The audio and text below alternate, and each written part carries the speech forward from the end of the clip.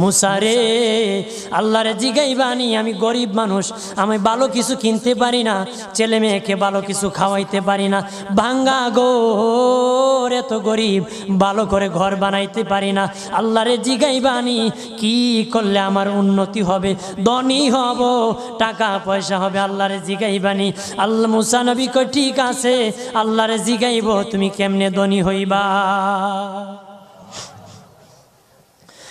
আল্লাহ নবী মুসা নবী তিন রাস্তার মোড়ে যা দেখে একটা লোক বসে আছে, তার দুই হাত নাই, দুই পা নাই, দুই হাত নাই, দুই পা নাই।